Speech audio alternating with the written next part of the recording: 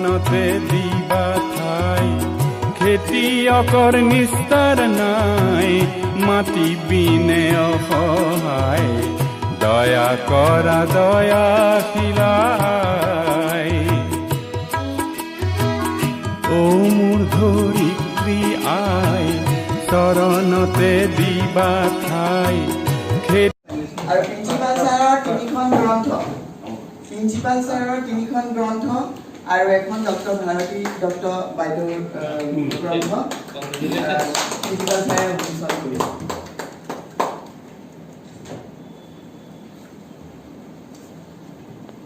এই আপাহতে মই প্ৰিন্সিপাল ছাৰক তেখেতৰ জন্মদিনৰ শুভেচ্ছা জ্ঞাপন কৰিছোঁ।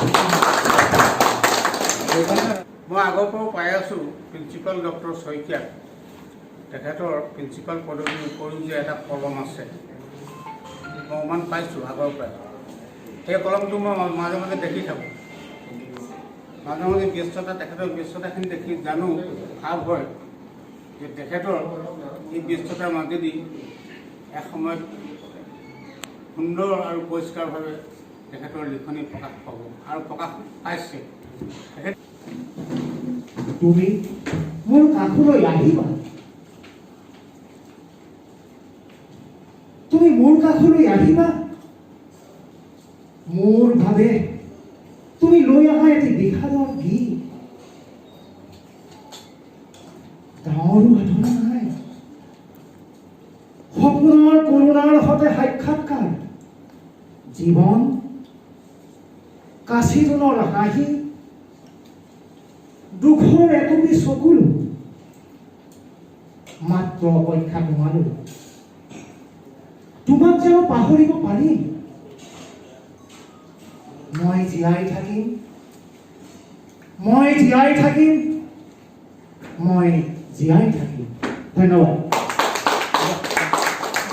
এইখন কলেজৰ অধ্যক্ষ কাম প্ৰিন্সিপাল কাম কি বুলি কওঁ সাহিত্যিক, মই কথাটো উল্টাকৈ ক'ব বিচাৰিছোঁ যে I want Shashikanta Saikia to be মোৰ in literature than in as a college professor or administrator. So normally we use that principal come this, or secretary come this. No. Official. Yeah. So what I need from Shashikanta Shaikia and what we expect from him, that he should be an eminent literary. And his designation should be a literary calm principal. So first his identification should be as an সাহিত্যিকৰ প্ৰথম হ'ব, তাৰপিছত তেওঁ এখন কলেজৰ অধ্যক্ষ, দ্বিতীয় অধ্যক্ষ মহোদয়ৰ জন্মদিন। তেখেতৰ জন্মদিনত আমি কি দিম? তেখেতে আমাৰ কলেজখনৰ ইমান ছাৰ্ভিচ দিছে যে তেখেতে গোটেই জীৱনটোৱে দি দিছে কলেজখনক। ৰাতি দিন একাকাৰ কৰি তেখেতৰ কৰ্মেৰে আমাৰ কলেজৰ নাম চৌদিশে উজ্বলাই ৰাখিছে। তেখেতৰ এই জন্মদিনৰ শুভক্ষণত মই কবিতা লিখিছিলোঁ। তেখেতৰ কৰোণাৰ যিটো কৰোণাক লৈ পেলাই তেখেতে যি কবিতা লিখিছিলে তাৰ দ্বাৰা অনুপ্ৰাণিত হৈয়ে মই নিজেও দুটা কবিতা লিখিছিলোঁ। আজি তাৰে এটা কবিতা মই তেখেতৰ এই জন্মদিনৰ শুভেচ্ছাৰে সৈতে পাঠ কৰি দিবলৈ ওলাইছোঁ। কৰোণাৰ ত্ৰাস, এতিয়াহে চিনি পাম মানৱতা, কাৰ কাৰ দেহত বীজাণু হৈ লুকাই আছা। এতিয়া প্ৰতিটো দিন যুদ্ধৰ দিন, ইয়াত এটম বোম নুফুটে, বীজাণু বোম ফুটে। তুমি মোক ভণ্ডা, মই তোমাক ভণ্ডু, অহংকাৰৰ কৃষ্ণচূড়া দেশে বিদেশে। প্ৰকৃতি নীৰৱ নহয়, এতিয়া আকাশ, বায়ু, মাটি, পানী পৰিষ্কাৰ, কাৰণ মানুহ নামৰ বীজাণু নিষ্ক্ৰিয়। এতিয়া বিশ্বত একপোষী প্ৰাণীৰ ৰাজত্ব। ধন্যবাদ।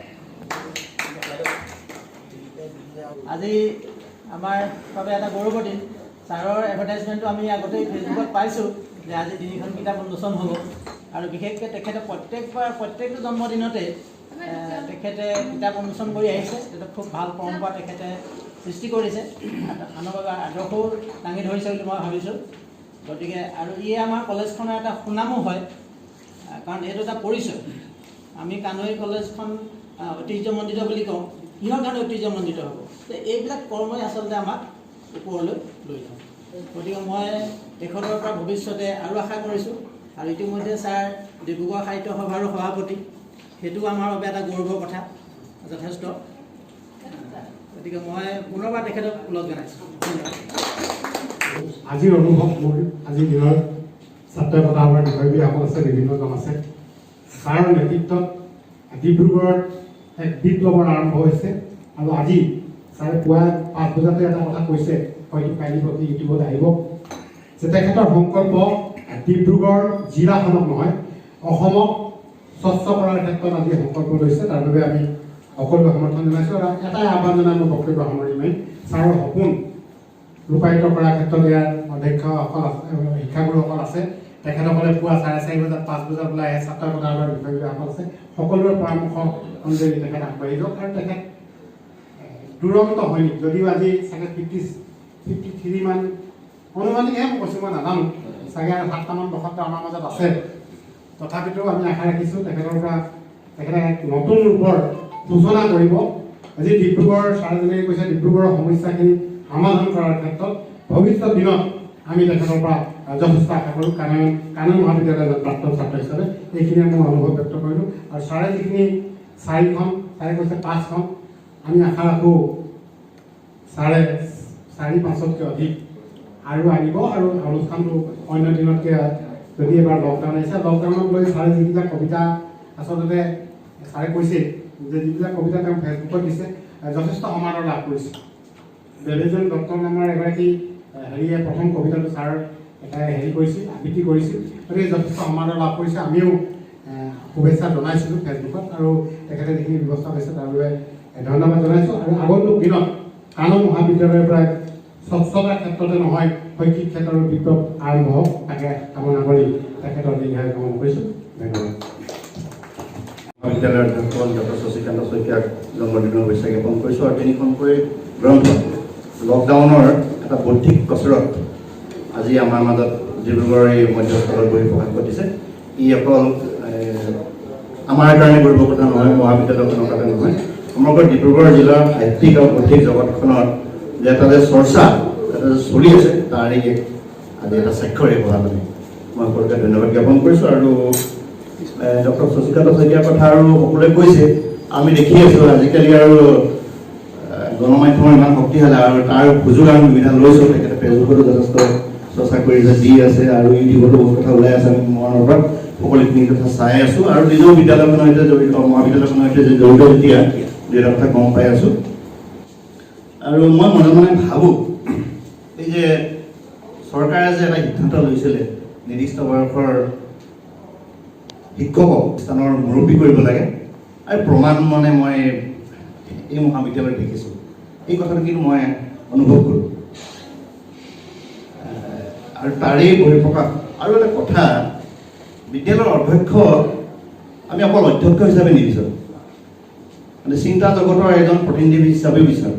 সাধাৰণতে লাহে লাহে কিন্তু আগতে এই কথাবিলাক আছিলে, এজন বিদ্যালয়ৰ শিক্ষক বা মহাবিদ্যালয়ৰ অধ্যক্ষ বা কেনেকুৱাজনক সমাজৰ প্ৰতিনিধি হয়। লাহে লাহে কিন্তু আমি দেখা গৈছোঁ এই যে সমাজৰ প্ৰতিনিধি নহয়, সেই অনুষ্ঠানটোৰ নিৰ্দিষ্ট অনুষ্ঠানটোৰহে তেওঁ প্ৰতিনিধি, প্ৰকৃততে কিন্তু সমাজখনৰ প্ৰতিনিধি হ'ব লাগে। কিন্তু তাকে চেৰাই লৈ ডক্টৰ শশীকান্ত শইকীয়াই যিটো মন্থৰ গতি, সেই মন্থৰ গতিটো চেৰাই এটা অন্য এটা বাটেৰে গতি কৰিছে, তাৰ কাৰণে মই লিখিব ধন্যবাদ জ্ঞাপন কৰিছোঁ আৰু বিশেষকৈ নকওঁ। আৰু তেখেতৰ চিন্তা চৰ্চা আৰু আগবাঢ়ি যাওক। এটা কথা আপোনালোকে নিশ্চয় মন কৰে, তেখেতে সাংবাদিকতাৰ সৈতে জড়িত। আমি সেই সময়ছোৱাত লক্ষ্য কৰিছিলোঁ আমাৰ ডিব্ৰুগড়ৰ বিশেষকৈ সাংবাদিকসকলৰ মাজত আমি যিবিলাক লিখোঁ বাতৰি, আমি যি লিখিলেও সেইবোৰ এৰি দিওঁ, পিছদিনাখনলৈ লক্ষ্য নকৰোঁ, আকৌ আন এটা বাতৰিৰ কাৰণে নিজে ধৰফৰাই থাকোঁ, ব্যস্ত হৈ থাকোঁ পিছদিনা বাতৰিটো প্ৰকাশ কৰিবৰ কাৰণে। আৰু তাৰ কোনো সংৰক্ষণৰ কথা আমাৰ মাজত নাথাকে। কিন্তু তেখেতৰ এটা বিশেষ গুণ আছে, তেখেতে সকলো বাতৰি সংৰক্ষণ কৰি ৰাখে। যোৱা হয়তো চাগে 15-20 বছৰৰ বাতৰি তেখেতে সাংস্কৃতিক পাব আৰু যিবিলাক মানে গ্ৰন্থ আকাৰে আছে কাইলৈ যদি আপোনালোকে যদি ডিব্ৰুগড়ৰ যদি ইতিহাস বিচাৰে এটা ভ্ৰমণ ধাৰণা যদি বিচাৰে তেখেতৰ এই মানে যিটো ফাইলিং বাতৰি কাকতৰ যিটো ফাইলিং বুক আছে সেইখন তালৈ অলপ চকু মেলিলেই ডিব্ৰুগড়ৰ এটা মোটামুটি আপোনালোকে এটা ইতিহাস গম পাব গতিকে এনেকুৱা ধৰণৰ চিন্তাশীল ব্যক্তিক আমি আজি মাজৰ পৰাই ধন্যবাদ জ্ঞাপন কৰিছোঁ আৰু অনাগত দিনবিলাকত তেখেতৰ সাহিত্য সংস্কৃতিৰ চৰ্চা বৌদ্ধিক যিটো চৰ্চা এইভাগে আগবাঢ়িছে তাকে মই শুভেচ্ছা জ্ঞাপন কৰিছোঁ আৰু পৰৱৰ্তী দিনবিলাকত সুস্থায়ী আৰু ধন্যবাদ। গ্ৰন্থ উন্মোচনী অনুষ্ঠানটো অনুষ্ঠিত কৰা হৈছে।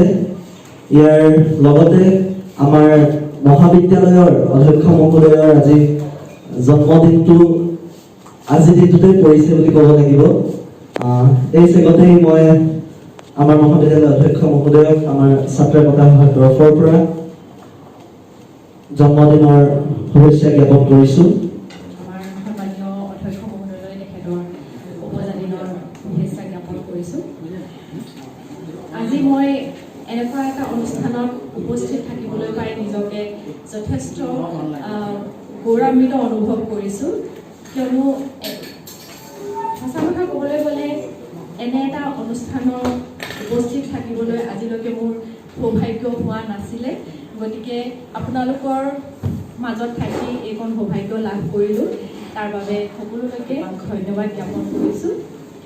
আৰু আজি এই দিনটোৰ শুভেচ্ছা মই বিশেষকৈ আমাৰ অধ্যক্ষ মহোদয়ক তেখেতৰ সকলো সফলতাৰ নামত উৎসৰ্গা কৰিছোঁ।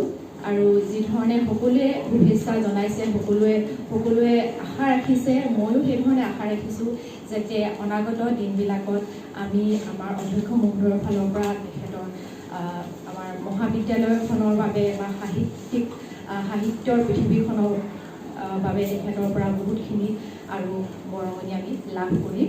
আজি আমি সঁচাকৈ গৌৰৱান্বিত অনুভৱ কৰিছোঁ, কিয় এনে এজন প্ৰিন্সিপাল, এনে এজন অধ্যক্ষৰ তলত যে আমি বা লগত যে আমি চাকৰি কৰিছোঁ, আমি সঁচাকৈ বৰ আনন্দিত আৰু গৌৰৱান্বিত। ভৱিষ্যতলৈ আমি তেখেতৰ পৰা আৰু বিচাৰিছোঁ আৰু আশা কৰিছোঁ আৰু ভাবিছোঁ তেখেত নিশ্চয় এদিন আমাৰ এই কলেজৰ পৰা তেখেতে এদিন অসম সাহিত্য সভাৰ সভাপতি পদ অলংকৃত কৰিলে।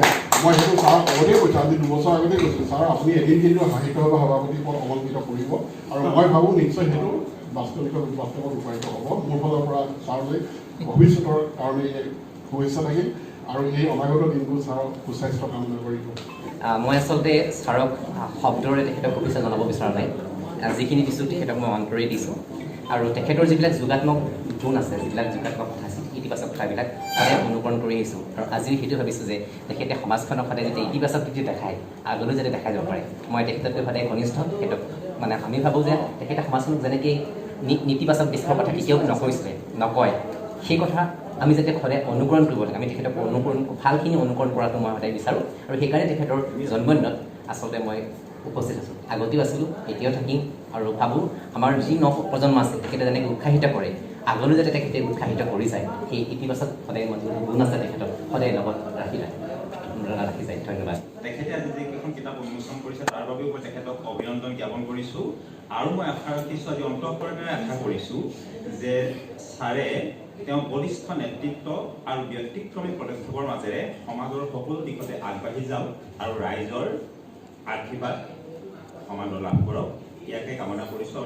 ডক্টৰ শশীকান্ত শইকীয়া কামেং মহাবিদ্যালয়ৰ অধ্যক্ষ হিচাপে অহাৰ পিছৰ পৰাই তেখেতে কেনেধৰণৰ কৰ্মৰাজি কৰি আহিছে সকলোৱে দেখিছে, আমি সকলোৱে দেখিছোঁ। গতিকে মই মোক ব্যক্তিগতভাৱে উপলব্ধি কৰোঁ, মই মুখেৰে কোৱাতকৈ মই অন্তৰে যিটো উপলব্ধি কৰোঁ সেইটোহে ডাঙৰ কথা। আৰু তেখেতে যেতিয়া মোক উপাধ্যক্ষৰ পদত নিযুক্তি দিলে তেতিয়াৰ পৰাই মোৰ সামৰ্থ্য অনুযায়ী তেখেতক সহযোগ বিভিন্ন কামত, প্ৰশাসনিক কামত, বিভিন্ন কামত মই সহযোগ কৰি আহিছোঁ।